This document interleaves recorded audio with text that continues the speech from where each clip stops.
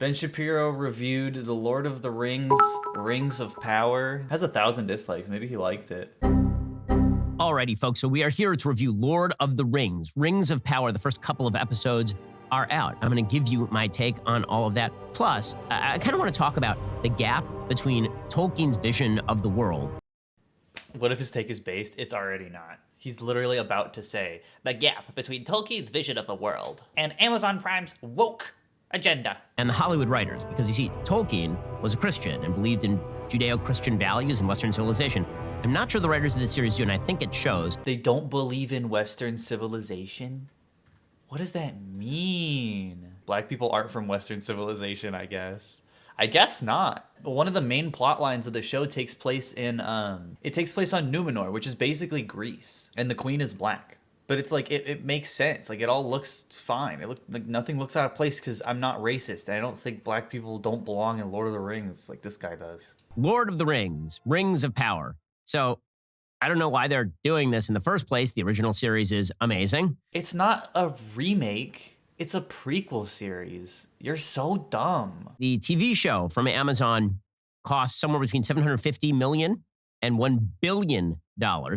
And let us just say it is not as good as the original, at least. Why is he acting like it's a remake? If he really thinks that the Rings of Power is a remake of the Lord of the Rings, he must be very confused when watching the show. I want to begin from the beginning.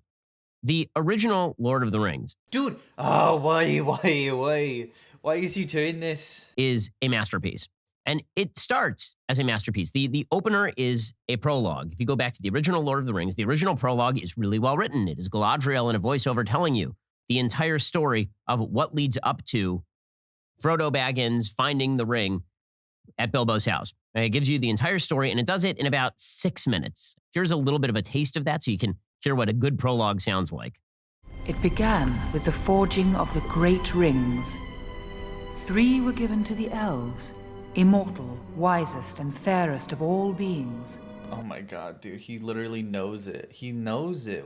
He knows all of the words.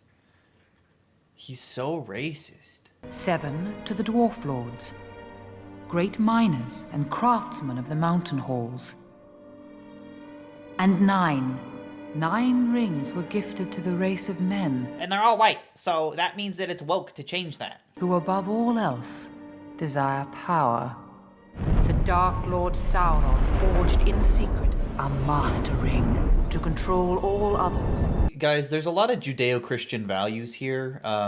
This is all about Western civilization, actually. So it's pretty bad to change that. By the way, I need people to remember this. Christopher Tolkien, J.R.R. Tolkien's son, hates the original Lord of the Rings movies. So when Ben starts talking about Tolkien's vision, only in regards to how white it was, remember that he's ignoring the fact that Christopher Tolkien, who helped publish most of the Lord of the Rings books, certainly everything that was published after J.R.R. Tolkien's death in the 70s, the only part that Ben cares about is the white part, not the actual part that pertains to the story. Christopher Tolkien hates the original movies because they glorify war in a way that his father never wanted. No battle scenes are described in the Lord of the Rings books because J.R.R. Tolkien was a World War I veteran and hated war. That's why the fucking books and the movies are so gay. Is because it's about fucking love and friendship, and that should be a bigger theme than war and, you know... I don't agree. Like, I don't think Christopher Tolkien's right for not liking the movies. I think the original movies are great. The opposite of war is homosexuality. I'm not even kidding. That is a perfectly understandable and valid, like, interpretation of the Lord of the Rings books. I'm not even joking. Like, that could absolutely be the message of the Lord of the Rings. So, in the first few minutes of the films, you have the entire moral battle set up. Everything is laid out in chronological fashion. In the original prologue, you have the good guys, you have the bad guys, and you have the great temptation. Because obviously this prologue ends with Isildur not actually giving up the ring and throwing it into the fire, instead taking it. And that, of course, leads to all the events of the Lord of the Rings trilogy. Okay, that's what a good prologue sounds like. But most of all, you have all the messages, right? You have all the themes laid out in the first 5 minutes of what will be like a 9-hour trilogy. You have all the sort of major races that have been introduced. You have the bad guy who's been introduced. Right after this, of course, you get this incredible battle scene where Sauron is just blowing people out of the water with his mace. He's just destroying people. Now, by contrast, I bring you the Lord of the Rings, Rings of Power prologue. And again, we're going to start from the beginning here. So the way the prologue is told is really confusing. It's a show. It's paced differently. It's slower. And the payoff isn't till the end of the episode. She starts off by saying that, in the olden days, there was light, but there was no sun, something like that. That's from the books. What do you mean? And then she explains that there was a dark force, Morgoth, that attacked Valinor, and they had to leave Valinor, and then they went over to Middle-earth, and they had this big battle. And then they say that they kind of vanquished the power, but not really, but then Sauron takes over, but you don't know who Sauron is. What? Yeah, they say who Sauron is. The right hand of Morgoth. It's just, Ben wasn't... Ben doesn't read. That's gay. True. But if he cares about Tolkien's vision, he can't, bitch and moan about how it doesn't make sense. It's from the books. And then Sauron's people are all over, and then they think they win, but she's still chasing him down. None of it is chronological. None of it really makes a lot of sense. It is What? It is chronological. There's just a part in the... It is chronological. It is. It's just poorly written. You don't know what the stakes are. You don't really know what makes Sauron and Morgoth bad. You don't know that in the original movie either. Other than they're dark and they don't like light or something. Oh my God. That's crazy. That's crazy. He's just being stupid. He's being stupid on purpose. Then we get to the actual characters. So Galadriel in the original Lord of the Rings is almost this heavenly figure. She's an elf, Ben. Who's in control of enormous power and who has to turn down the power in order to allow for the possibility of a victory over Sauron. And this really creepy scene in the first Lord of the Rings, Fellowship of the Ring, where she confronts Frodo and he offers her the ring essentially, and she is very tempted by it. And she talks about, instead of a lord, you will have a dark queen. You remember that whole scene? That's really interesting. I'll tell you what's not so interesting is turning Galadriel into basically Éowyn. She's basically Éowyn. My name is Ben Shapiro, and I've never read the books. Éowyn is not in the books. I mean, she is, but she's not the same character. Right? She's a person who is embittered by the fact that her brother was killed by Sauron, and she is just running around chasing Sauron. And for some reason, other people don't believe that Sauron is still out there. She's the only one who believes Sauron is still out there. I'm still confused as to why that is, because it's been 100 years since anyone has seen an orc. And they say that in the show. Fine, so you want to change her character? I'm even okay with that. It's not changing her character. That's how she is in the books, you stupid bitch. Galadriel is a good fighter. Whatever. Galadriel is one of the strongest elves. She's almost as strong as fucking Glorfindel, who fights the Balrog. You have in the original series, Liv Tyler's character who can fight. You have Éowyn who can fight. So the idea of women fighting in the Lord of the Rings universe is not totally crazy. What do you mean it's not totally? Do you know who she's killing in this scene? She's killing the Witch King, the right hand of Sauron. You fucking stupid asshole. He's so dumb. He's so dumb. This is one of the strongest guys. But the men don't all have to be wildly incompetent. Guys knew how to fight. They're not. He's literally like a baby. He has no object permanence. So if the girl is good at fighting, then that means the men are bad at fighting. So here is Galadriel fighting, and apparently the men are very bad at fighting. The men are just kind of standing around. I don't even know what that guy's doing. That was a woman, but okay. That one's like, I'm going to stand here with a torch and just get my ass kicked. Okay, he just threw her with a sword. So that's a pretty strong sword. Carries a lot of weight. Oh my God, he sucks so bad, dude. How are you gonna be a little bitch about that? When you have fucking, what the fuck is his name? Legolas. Shield sliding downstairs.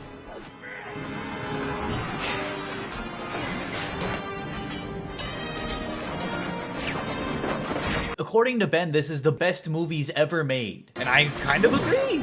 But you can't say that's cool and this is stupid. It's the same shit. With a sword, so that's a pretty strong sword. Carries a lot of weight. Also, it's fucking elf metal, famously in the Tolkien universe, stronger than anything. This troll has now taken out 10 elves, but she's taken on single-handedly. Yeah, because she's the commander of the band that she's the commander, so it would make sense if she was stronger than the other guys. All right, again. All right, fair enough. Doesn't bother me that much. I know there's some people who are freaking out over this and the Mary Sue of it, but it's not, dude. Anytime I'm gonna kill somebody, dude. I hate this new discourse that we're in, where anytime a female character does something, she's a Mary Sue now. Is Legolas not a Mary Sue? What the fuck is this? Oh, so you're just telling me he can shoot down 15 orcs while sliding down on a shield? I think that would actually be very hard to do in real life.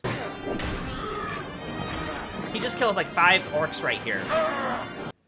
Like, a Mary Sue is a term that internet nerds have misused from the first day they ever talked about it. But a Mary Sue is a self-insert character that has no flaws and does everything perfectly. But it doesn't make any sense for this to be a self-insert character, so they just ignore the fact that it's supposed to be a self-insert character.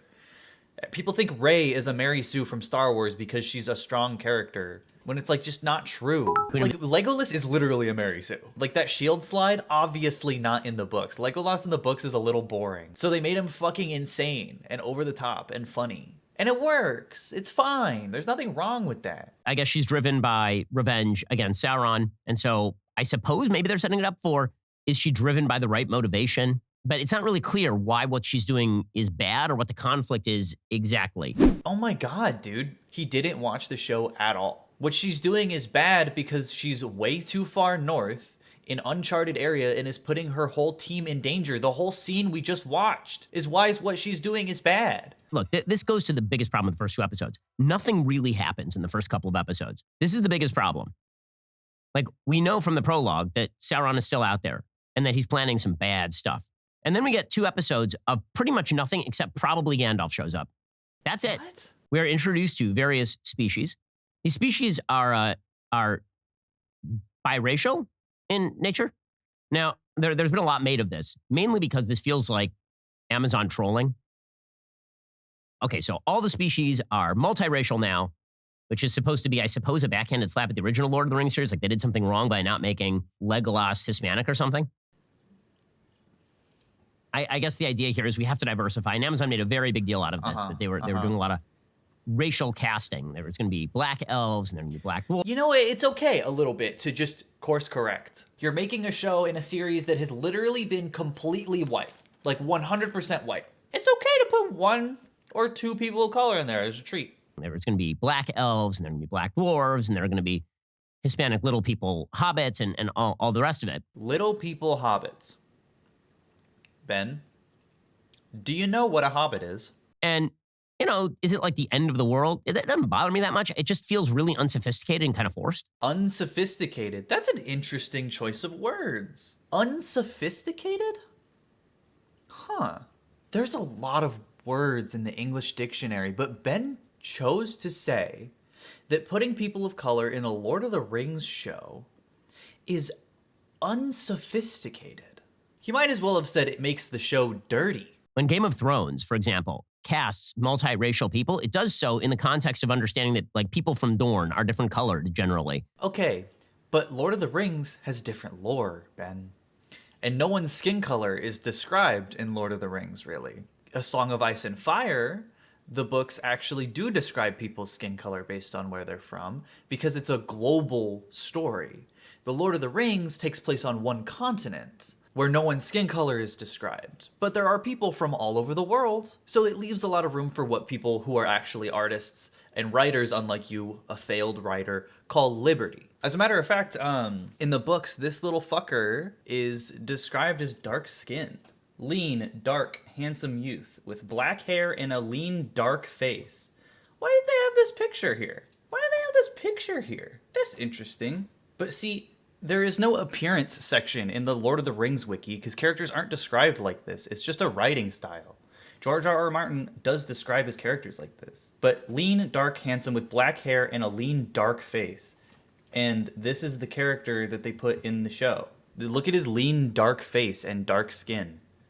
Man, that's pretty dark. But what's weird is nobody made a big deal out of this.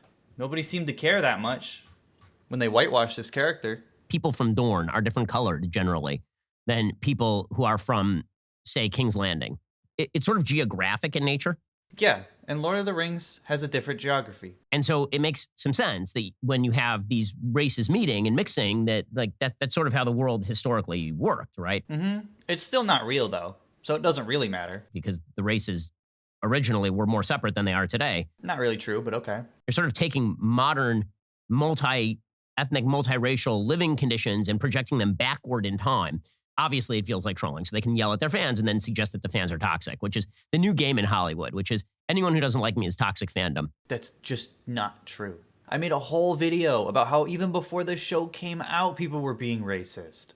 Even before the cast was announced, people were being racist. Before we knew who anyone in the cast was, they're being fucking racist. So, I mean, here's just an example of some of the biracial character montage that's happening here. Look like a badger. Maybe a fox. More likely a half-foot. Half-foot. Ben made the black people compilation in Lord of the Rings. What is the point of this? This is just a random character. This is the only line this character has in the whole fucking show, and it's the first one Ben brings up. Not even the first black person in the show, by the way. And he's literally gonna sit here and be like, it's crazy that these corporations are thinking that we're racist. Anyway, here's a compilation of all the black people I found.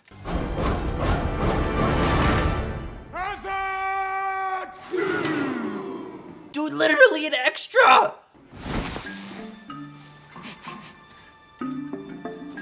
It also is slightly confusing in terms of some of the family relationships, because you're not really sure who's a parent or an uncle of various people. It's confusing because Ben didn't watch the show, and he just saw black people in it and was like, this is woke. Among the Harfoots, for example, it's unclear to me. There's one character who's someone online correctly called Female Frodo.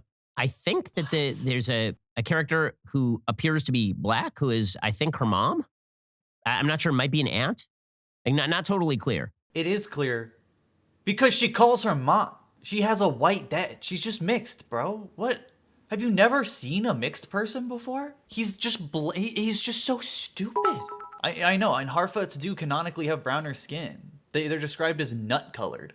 Did you notice, by the way, he did a compilation of all of the black people in the show, and it was like 10 seconds, and that's what he's upset about. Okay, fine. So put away that sort of hot button issue that people are trolling about. I'm just bewildered by the entire idea of the show is Galadriel having to convince everybody that Sauron is out there and the bad guys are here, when a bunch of random crap is happening that's pretty dark. See, in Lord of the Rings, the original Lord of the Rings trilogy, they don't actually show all the bad stuff happening, really. Helm's Deep.